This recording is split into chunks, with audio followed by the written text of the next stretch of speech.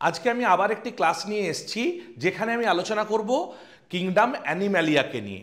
তোমরা সকলেই জানো 5 রাজ্য শ্রেণীবিন্যাসে যে রাজ্যগুলি আছে তার মধ্যে শেষ রাজ্য কিংডম 5 হলো অ্যানিম্যালিয়া বা প্রাণীজগৎ।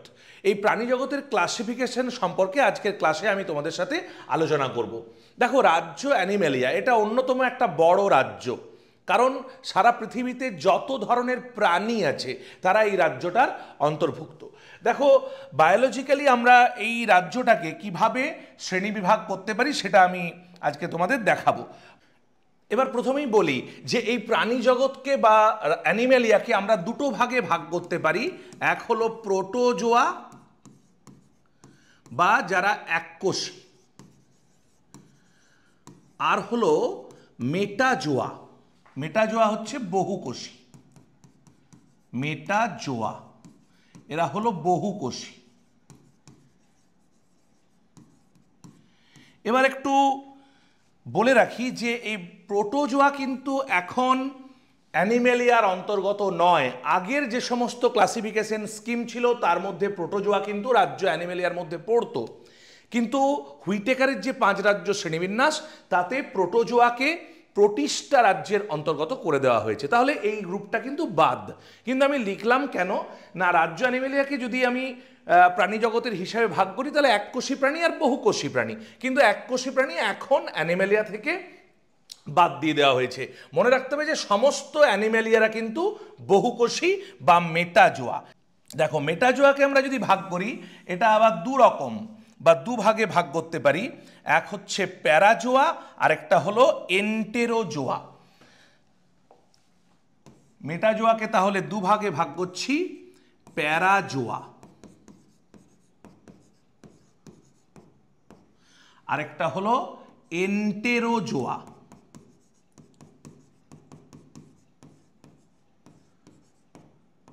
দেখো, যারা বহুকোষী তোমরা নিশ্চয়ই জানো যে অনেকগুলো কোষ নিয়ে তৈরি হয় কলা।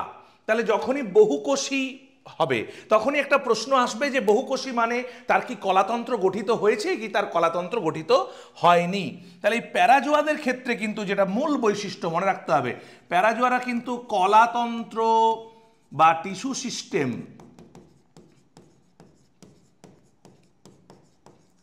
গঠিত হয়নি। আর ওদের ক্ষেত্রে অর্থাৎ এন্টেরোজোয়ার ক্ষেত্রে সেটা হচ্ছে এর থেকে একটু উন্নত হলো, কারণ এখানে এই যে ক্লাসিফিকেশন স্কিমটা আমরা করব এটা কিন্তু একটা জিনিস ভালো করে বুঝে রাখবে যে এটা কিন্তু ইভলিউশন বা বিবর্তনের ধারা অনুযায়ী কিন্তু করা হয়েছে। তাহলে সেই অনুযায়ী এখানে দেখো, বহুকোষীদের মধ্যে প্রথম গ্রুপ হচ্ছে যাদের কলাতন্ত্র গঠিত হয়নি, অর্থাৎ কলাতন্ত্র নেই। আরেকটা হচ্ছে এন্টেরোজোয়া।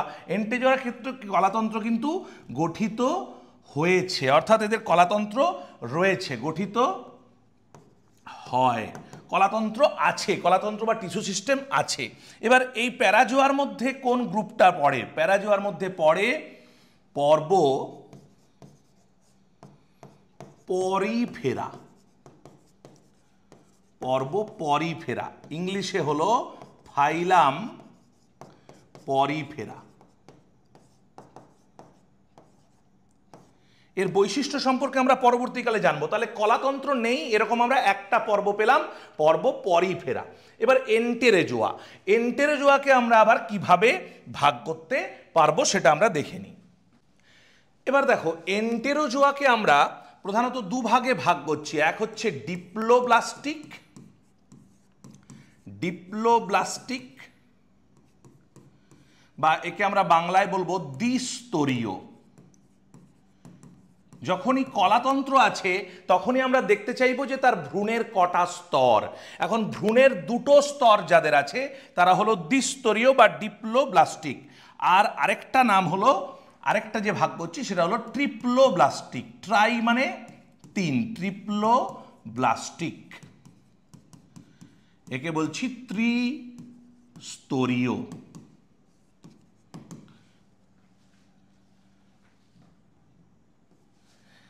তাহলে ডিপ্লোব্লাস্টিক আর ট্রিপ্লোব্লাস্টিক। এবার কেন নাম ডিপ্লোব্লাস্টিক, কেন নাম ট্রিপ্লোব্লাস্টিক এটা একটু বুঝে নিই। দেখো, ডাই কথাটার মানে হলো 2, আর ট্রাই মানে 3, সেই থেকেই দ্বিস্তরীয় আর ত্রিস্তরীয়।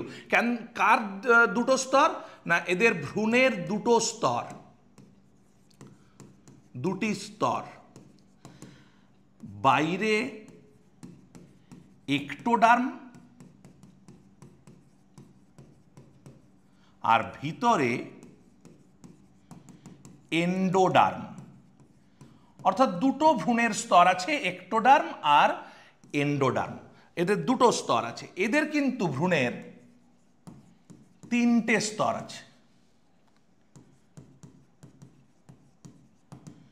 কি কি? বাইরে এক্টোডার্ম, মাঝে একটা নতুন স্তর এলো মেসোডার্ম,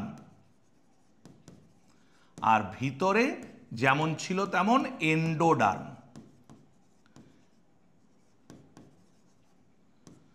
তাহলে এই জন্য এরা হলো ত্রিস্তরীয় আর এপাশের এরা হলো দ্বিস্তরীয়। অর্থাৎ ভ্রূণের যদি দুটো স্তর থাকে, বাইরে থাকে এক্টোডার্ম, ভিতরে থাকে এন্ডোডার্ম, তারা হলো ডিপ্লোব্লাস্টিক বা দ্বিস্তরীয়। আর যদি ভ্রূণের 3টে স্তর থাকে, বাইরে এক্টোডার্ম, মাঝে মেসোডার্ম আর ভিতরে এন্ডোডার্ম, তাহলে হলো ত্রিস্তরীয়। এবার ডিপ্লোব্লাস্টিক যারা, তাদেরকে আমরা দুটো পর্ব তাদের আন্ডারে পেয়ে যাব। পর্ব নিডারিয়া, পর্ব নিডারিয়া, CNIDARIA। তাহলে ফাইলাম নিডারিয়া, আরেকটা হলো ফাইলাম বা পর্ব টিনোফোরা। ইংলিশ স্পেলিংটা একটু খেয়াল রাখবে, এগুলো সি দিয়ে শুরু, সি সাইলেন্ট ওয়ার্ড, টিনোফোরা। এই দুটোই কিন্তু সি সাইলেন্ট ওয়ার্ড, একটা নিডারিয়া আর একটা টিনোফোরা। তাহলে দ্বিস্তরীয়র আন্ডারে দুটো পর্ব আমরা পেয়ে গেলাম, পর্ব নিডারিয়া আর পর্ব টিনোফোরা। খুব সহজেই মনে রাখা যায়। তাহলে এর আগে আমরা একটা পর্ব পেয়েছিলাম যার কলাতন্ত্র ছিল না, সেটা ছিল পরিফেরা। এরপর কলাতন্ত্র যখনই আছে, টিস্যু সিস্টেম যখনই বর্তমান, তাকে আমরা বলেছিলাম এন্টেরোজোয়া।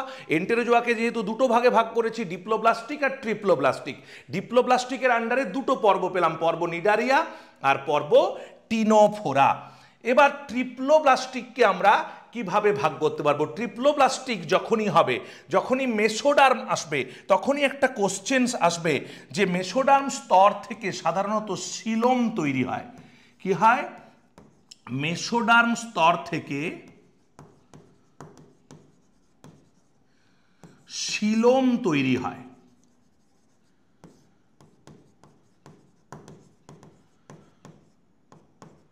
এবার সিলোম জিনিসটা কি, তোমরা স্বাভাবিকভাবেই প্রশ্ন করবে যে স্যার সিলোম মানে কি? সিলোম হচ্ছে একটা সেকেন্ডারি বডি ক্যাভিটি। সিলোম হচ্ছে একটা গৌণ দেহ গহ্বর, গৌণ দেহ গহ্বর, এবং যেটা মেসোডার্ম স্তর থেকে সৃষ্টি হয়, সেরকম একটা গৌণ দেহগহ্বর হচ্ছে সিলোম। তাহলে স্বাভাবিকভাবে এদের পর্যন্ত মেসোডার্ম নেই, ডিপ্লোব্লাস্টিক পর্যন্ত মেসোডার্মের কোনো প্রশ্ন নেই, তাই সেখানে সিলোম তৈরির কোনো প্রশ্ন নেই। কিন্তু যখনই চলে এলো ট্রিপ্লোব্লাস্টিক, তখনই আমাদের প্রশ্ন আসবে যে সিলোম, যেহেতু মেসোডার্ম স্তর সিলোম তৈরি করতে সক্ষম, তাহলে সেক্ষেত্রে সিলোম আছে কি সিলোম নেই, বা কি ধরনের সিলোম আছে, তার ভিত্তিতে আবার আমরা ট্রিপ্লোব্লাস্টিককে ভাগ করব। এবার দেখো, ত্রিস্তরীয়দেরকে আমরা 3টে ভাগে ভাগ করছি। এক হচ্ছে অশিলোমীয়, অশিলোমীয় বা এদেরকে বলা হয় অ্যাসিলোমেট বা অ্যাসিলোমাটা। ছদ্মশিলোমীয়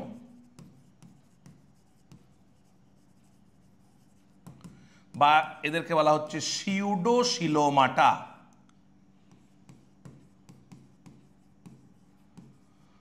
সিউডো কথাটার মানে ছদ্ম, আর একটা হলো প্রকৃত শিলোমীয় বা ইউসিলোমাটা।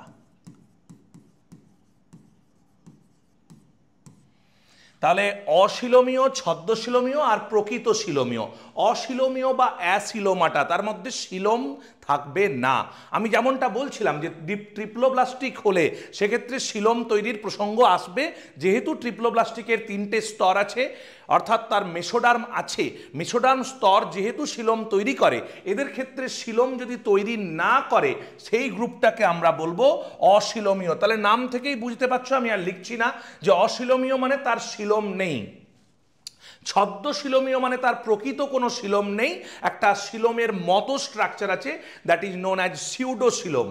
আর প্রকৃত শিলোমীয় মানে তাদের কিন্তু ট্রু সিলোম বা প্রপার সিলোম, প্রকৃত সিলোম রয়েছে। অশিলোমীয়র মধ্যে একটাই পর্ব রয়েছে, পর্ব প্ল্যাটিহেলমিনথেস। পর্ব প্ল্যাটিহেলমিনথেস।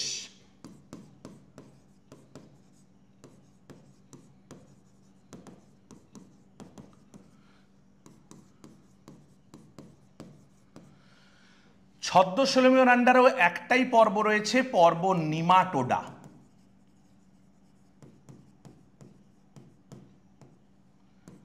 ফাইলাম নিমাটোডা।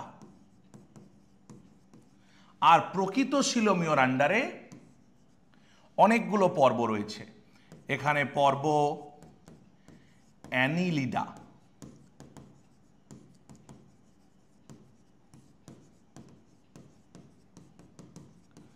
পর্ব আর্থ্রোপোডা,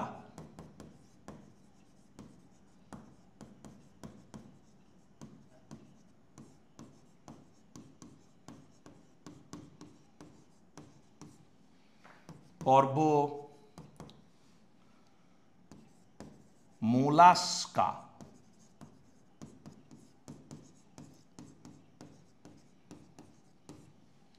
পর্ব একাইনোডার্মাটা,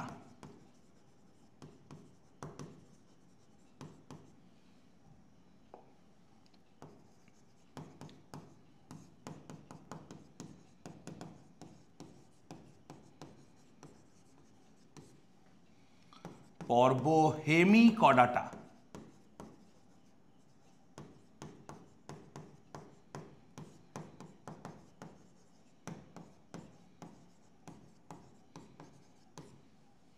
পর্ব কর্ডাটা।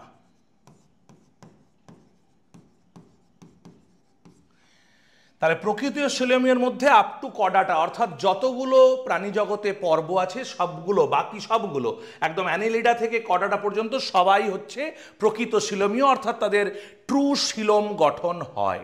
তাহলে আমরা এই যে ছক থেকে যেই পর্বগুলো পেলাম সেগুলো হচ্ছে প্রাণী জগতের সব পর্বগুলো, অর্থাৎ প্রত্যেকটা ফাইলাম। তাহলে একবার আমরা রিকল করি একটু, যে একদম প্রথমে যে ফাইলামটা পেলাম সেটা হচ্ছে পর্ব পরিফেরা, 1 নম্বর ফাইলাম। এটা প্যারাজোয়ার আন্ডারে, অর্থাৎ এদের কলাতন্ত্র ছিল না। আমরা যদি এই ছকটা বুঝি তাহলে কিন্তু প্রাণী জগতের যে ক্যারেক্টারগুলো পড়তে হবে যখন এদের প্রত্যেকের, সেটা বুঝতে আমাদের অনেক সহজ হয়ে যাবে।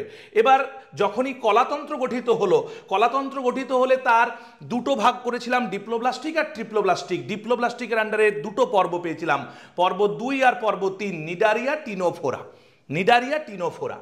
তারপরে ট্রিপ্লোব্লাস্টিক চলে এলো। ট্রিপ্লোব্লাস্টিকের ক্ষেত্রে আমরা 3টে ভাগে ভাগ করলাম, অশিলোমীয়, ছদ্মশিলোমীয় এবং প্রকৃত শিলোমীয়। অশিলোমীয়র মধ্যে পেলাম পর্ব প্ল্যাটিহেলমিনথেস বা ফাইলাম প্ল্যাটিহেলমিনথেস। ছদ্মশিলোমীয়র মধ্যে পেলাম পর্ব নিমাটোডা। আর প্রকৃত শিলোমীয়র মধ্যে পেলাম পর্ব Annelida, Arthropoda, Mollusca, Echinodermata, Hemichordata এবং কডাটা। তাহলে এই যে সবগুলো পর্ব পেলাম, একদম পরপর আমাদেরকে মনে রাখতে হবে। প্রথমেই হচ্ছে পর্ব পরিফেরা, তারপর Cnidaria, Ctenophora, Platyhelminthes, Nematoda, Annelida, Arthropoda, Mollusca, Echinodermata, Hemichordata এবং কডাটা।